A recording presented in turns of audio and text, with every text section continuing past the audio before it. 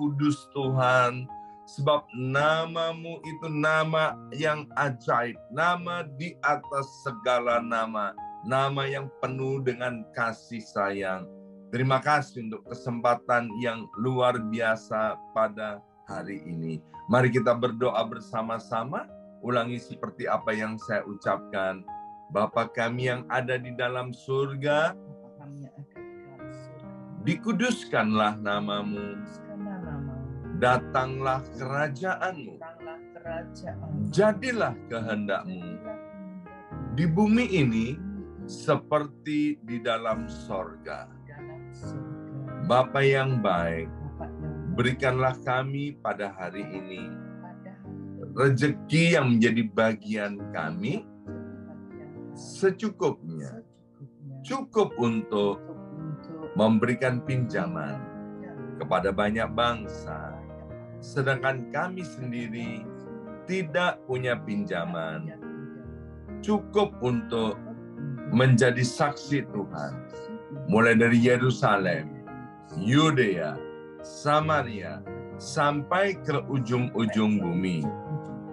Cukup untuk menjadikan semua bangsa murid Kristus dan membaptis mereka dalam nama Yesus.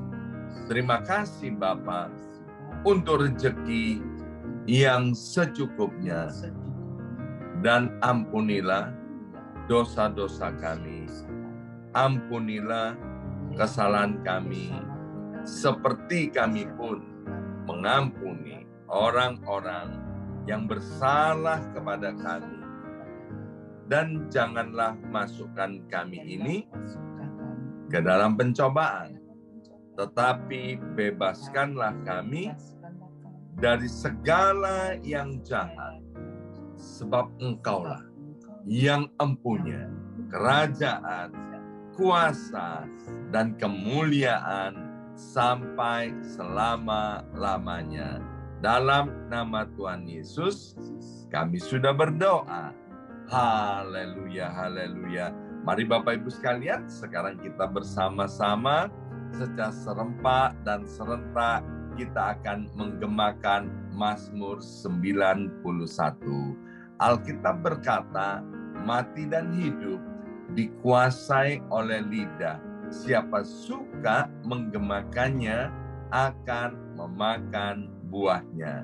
Dengan suara yang keras dan lantang dari tempat kita masing-masing, mari kita bersama-sama berkata-kata 2, 3.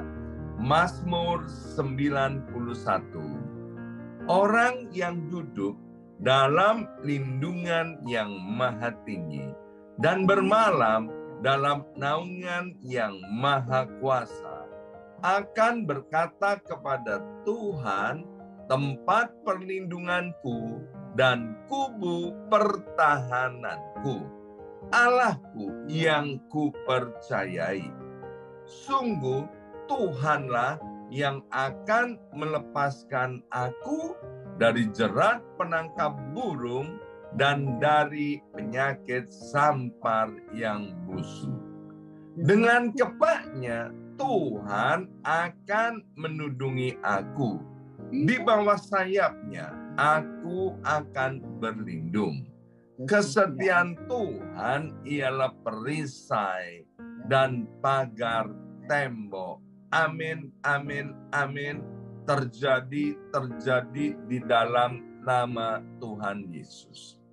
Aku tak usah takut terhadap kedahsyatan malam, terhadap panah yang terbang di waktu siang, terhadap penyakit sampar yang berjalan di dalam gelap, terhadap penyakit menular yang mengamuk di waktu petang. Walau 1.000 orang rebah di sisiku dan 10.000 di sebelah kananku, tetapi itu tidak akan menimpa aku. Aku hanya menontonnya dengan mataku sendiri dan melihat pembalasan terhadap orang-orang fasik. Sebab Tuhan ialah tempat perlindunganku yang maha tinggi telah kubuat tempat perteduhanku. Amin, amin, amin. Terjadi di dalam nama Tuhan Yesus. Malapetaka tidak akan menimpa aku, dan tulah tidak akan mendekat kepada kemahku. Sebab malaikat-malaikat Tuhan akan diperintahkan oleh Tuhan kepadaku untuk menjaga aku di segala jalanku. Para malaikat Tuhan akan menatang aku di atas tangannya, supaya kakiku jangan terantuk kepada batu. Singa dan ular tedung akan aku langkai. Aku akan menginjak anak singa dan ular naga. Amin, amin, amin. Terjadi di dalam nama Tuhan Yesus. Sungguh hatiku melekat kepada Tuhan, maka Tuhan akan meluputkan aku, Tuhan akan membentengi aku, sebab aku mengenal nama Tuhan. Bila aku berseru kepada Tuhan, Tuhan akan menjawab. Tuhan akan menyertai aku dalam kesesakan. Tuhan akan meluputkan aku dan memuliakan aku. Dengan panjang umur akan Tuhan kenyangkan aku, dan akan Tuhan perlihatkan kepadaku keselamatan daripadanya. Amin, amin, amin.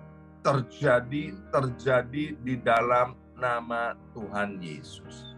Terima kasih Bapa. Sebentar kami mau buka hati kami lebar-lebar untuk ditaburi benih kebenaran firman Tuhan. Sehingga firman-Mu menjadi pelita buat kaki kami dan terang buat jalan hidup kami. Dalam nama Tuhan Yesus, yang siap mendengarkan firman Tuhan, angkat jempolnya ke depan dan katakan amin 3 kali. Amin, amin, amin. Salam revival, salam kebangkitan. Semangat pagi. Iya, semangat pagi. Shalom Bapak Ibu semuanya, anak-anak Tuhan, keluarga Allah yang luar biasa ya. Senang sekali hari ini Sabtu 11 Februari 2023 boleh bersama-sama dengan Bapak Ibu semua ya. Nah, hari ini kita akan lanjutkan pembahasan kita dari kitab Amsal pasal yang ketiga. Sekarang kita akan baca ayat 11 dan ayat 12 dari Amsal pasal yang ketiga. Demikian bunyi firman Tuhan, hai anakku, janganlah engkau menolak didikan Tuhan, dan janganlah engkau bosan akan peringatannya, karena Tuhan memberi ajaran kepada yang dikasihinya seperti seorang ayah kepada anak yang disayangi. Nah, Bapak Ibu sekalian, renungan hari ini judulnya adalah bukti kasih Tuhan. Ya, orang mengasihi itu harus ada buktinya. Ya, sebab kalau cuma di bibir aja bilang aku cinta kamu, aku mengasihi kamu, nggak ada buktinya, ya jangan-jangan itu kasihnya cuman lip service saja. Nah, kita tahu bahwa Tuhan itu mencintai dan mengasihi kita. Kalau Bapak Ibu tadi memperhatikan pujian, ya, saking cintanya Tuhan kepada kita, maka dia nggak mau sorga itu tanpa kita-kita ini, ya. Supaya sorga itu diisi oleh kita-kita ini, maka Tuhan rela menurunkan sorga datang ke muka bumi ini. Wah, ajaib banget itu pujian tadi ya, saya suka sekali ya.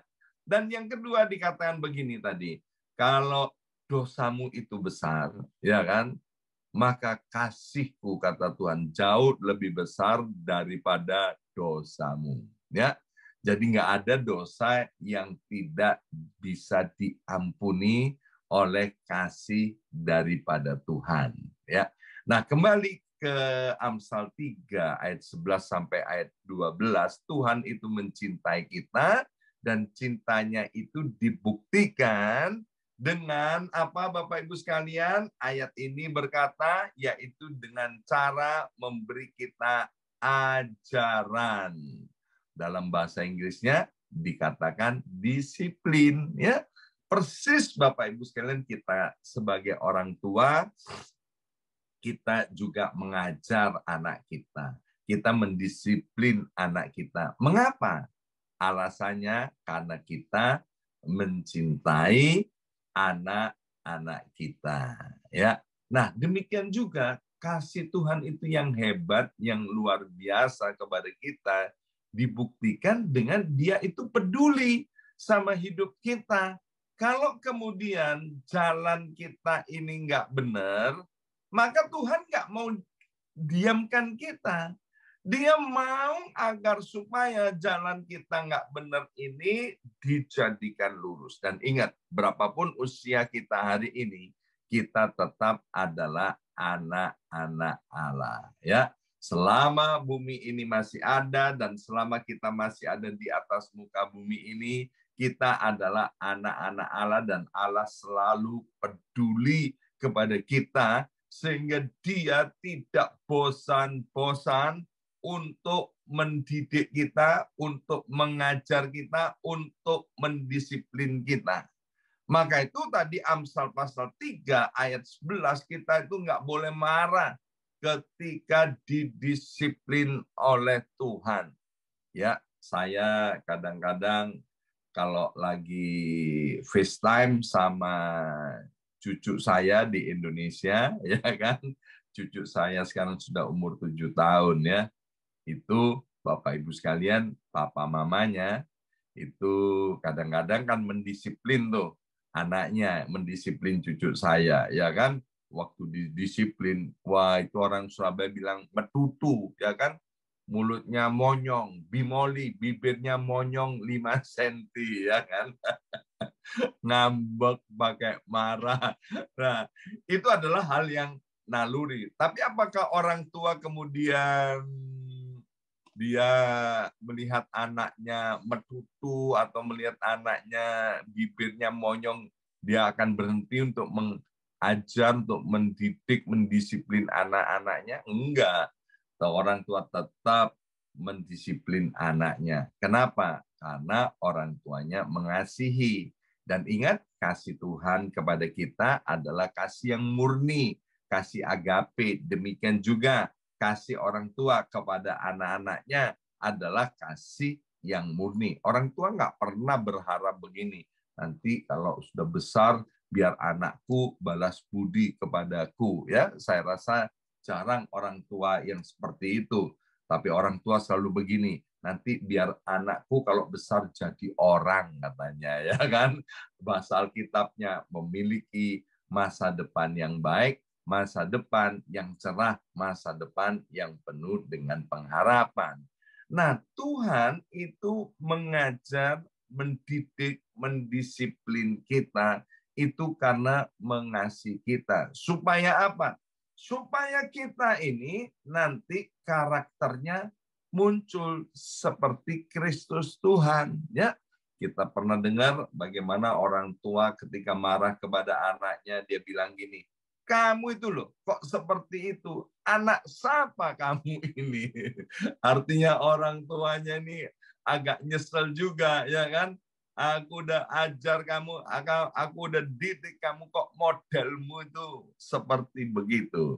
Nah, Tuhan mengajar, mendidik kita agar supaya karakter kita itu menjadi seperti Bapa kita di sorga.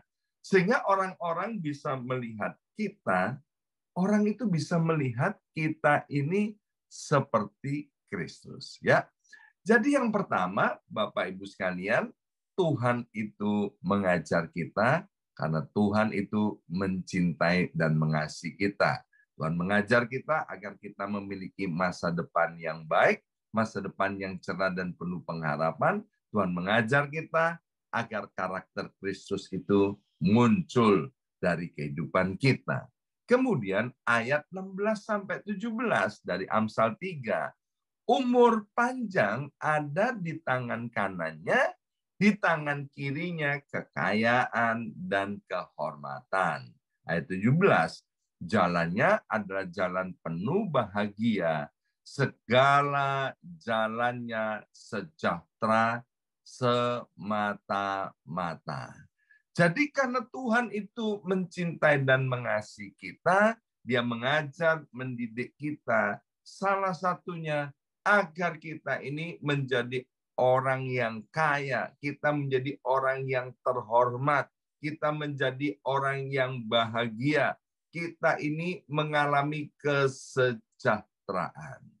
Yohanes 10 ayat 10 berkata, aku datang ke dunia untuk memberi kamu hidup dan memberinya di dalam segala kelimpahan. Ayat yang ke-16 tadi berkata, selain berkat-berkat itu, maka Tuhan juga menganugerahkan kita umur panjang. Ya, jadi kita dididik, dihajar, didisiplin, agar supaya kita ini punya hikmat di dalam menjalani kehidupan di atas muka bumi ini yang cuman sementara. Ya, sekali lagi, di muka bumi ini cuman sementara. Tapi Tuhan nggak mau, meskipun kita ini sementara di muka bumi ini, kita nggak bisa menikmati ciptaan Tuhan yang agung dan mulia. Ingat bahwa bumi ini diciptakan untuk diberikan kepada kita agar kita dapat menikmati karya ciptaan agung yang mulia.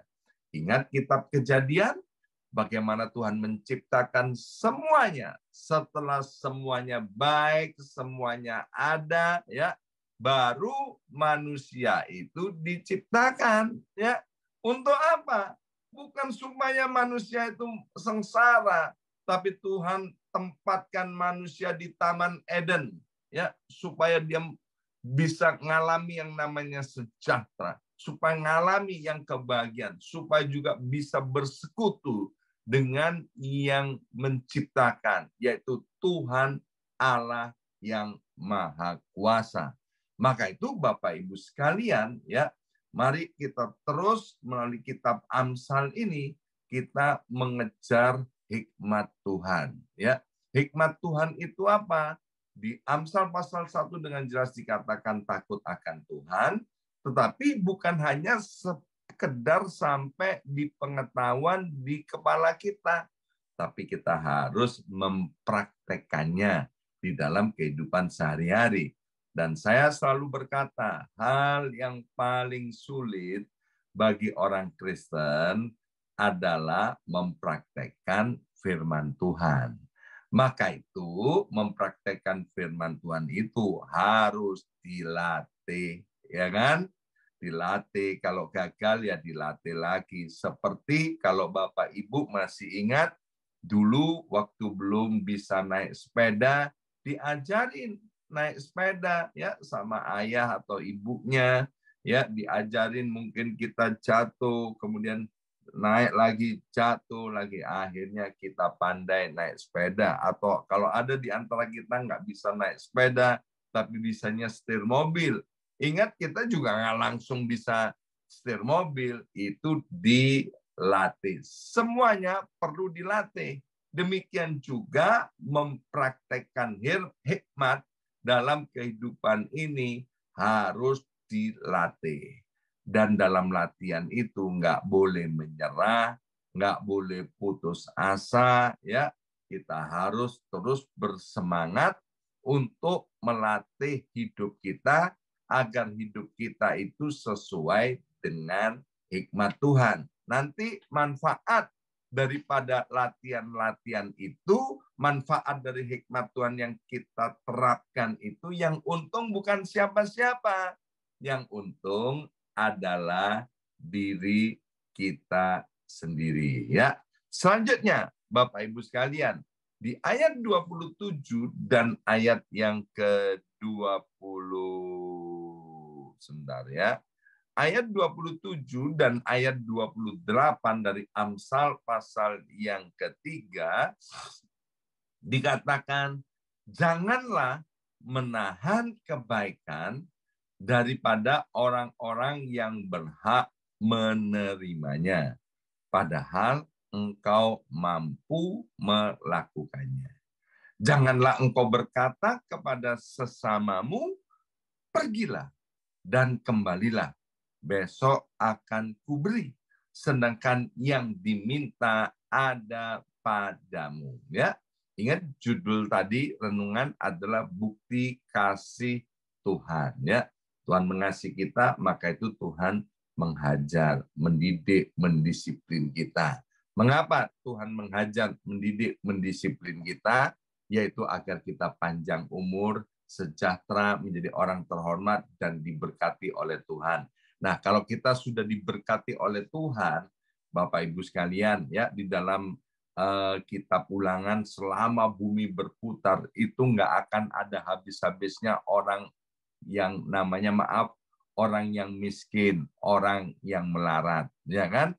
Orang-orang yang miskin dan melarat itu adalah tugas-tugas kita untuk memperhatikan mereka. Kalau ditanya, lebih suka jadi orang miskin, melarat, atau jadi orang yang diberkati oleh Tuhan? Ya, pasti kita lebih suka jadi orang yang diberkati Tuhan.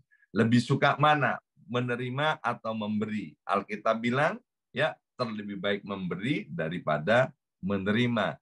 Lebih suka menerima bantuan atau lebih suka memberi bantuan? Kalau kita punya hikmat, pasti kita bilang, aku lebih suka memberi bantuan daripada menerima bantuan. Ya. Nah, di sini dikatakan, janganlah menahan kebaikan pada orang-orang yang berhak menerimanya, padahal engkau mampu melakukannya. Hari ini, Bapak Ibu sekalian, ya, siap-siap setelah firman Tuhan ini disampaikan, pasti akan ada orang-orang yang datang kepada kita, yang minta tolong, ya kan? Kalau mereka datang kepada kita, mereka melihat bahwa kita ini mampu untuk menolong mereka. Maka itu Bapak Ibu sekalian, nanti kalau Tuhan kirimkan orang-orang seperti itu, jangan ditolak, ya kan? Bantulah sebisa dan semampu kita, ya. Dalam pelayanan, dalam kehidupan kami suami istri, ya, seingat kami hampir tidak pernah menolak orang yang datang ke tempat kami untuk minta bantuan, ya. Ada yang minta bantuan untuk sekolah anaknya, ya. Sejak kami di Indonesia, ya, kalau ada orang kemudian datang, Pak, aku ini butuh bantuan untuk nyekolahkan anak, butuh uang 5 juta rupiah, misalnya, ya. Kemudian saya sama istri berdoa, sepakat. Nah, setelah sepakat, kami ketemu angkanya, kemudian kami ketemu menjumpai orang yang datang kepada kami. Baik, Bapak Ibu tadi membutuhkan 5 juta atau membutuhkan 10 juta atau berapa. Setelah kami berdoa, suami istri, kami sepakat, kami akan ambil bagian. Misalnya 1 juta rupiah. Ya kan? Ya, kami berikan, bukan kami pinjamkan, tapi kami berikan dengan sukacita, sukarela, ya kan? Tapi kalau Tuhan gerakkan kami untuk memenuhi semuanya, ya kami penuhi semuanya. Ya, ingat Bapak Ibu sekalian, Alkitab bilang kalau kita memperhatikan orang-orang yang miskin, orang-orang yang kekurangan, itu kita sedang memiutangi Tuhan. Ayat yang lain berkata, taburlah.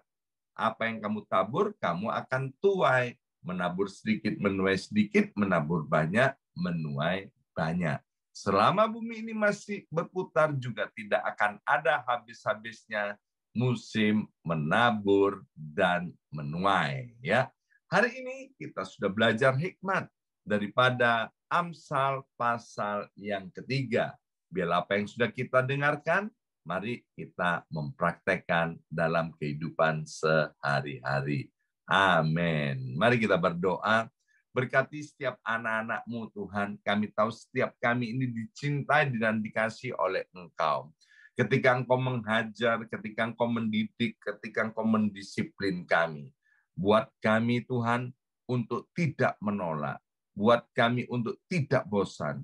Buat kami untuk tidak marah. Tapi kami mau memandang bahwa ini bukti cinta kasih-Mu kepada kami.